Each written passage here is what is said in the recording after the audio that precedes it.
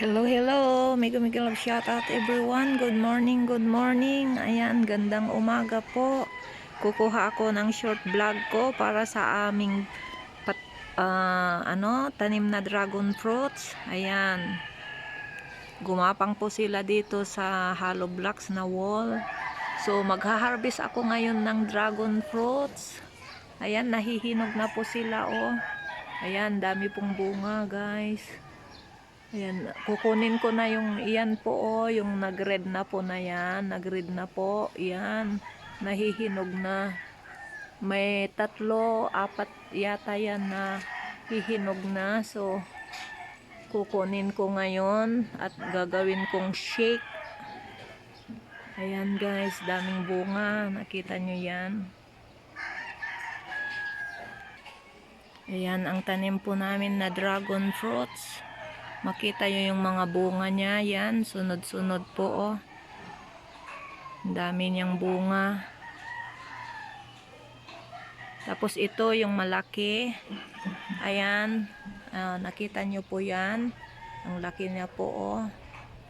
Ayan. Kukunin ko na yan. Iha-harvest na namin po. Tapos meron pa doon sa taas. Ayan, makita nyo yung mga bunga niya. Sunod-sunod po na yan mahinog, oh. Ewan ko kung ilang buwan po nito bago maubos yung bunga. Kasi binibilang ko, sobra po sa 50 ang bunga niya po.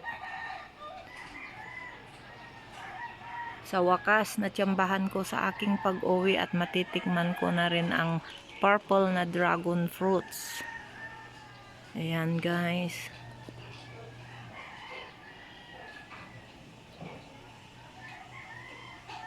Yan, ang dragon fruit.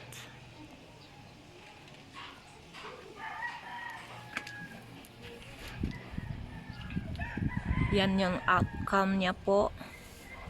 Ayan, tapos may mga bahay doon. Sa baba niya, doon po yung puno niya po dyan sa baba. So, hanggang dito na lang po ang aking short vlog. Dragon fruits po kayo dyan. Thank you for watching. Bye-bye.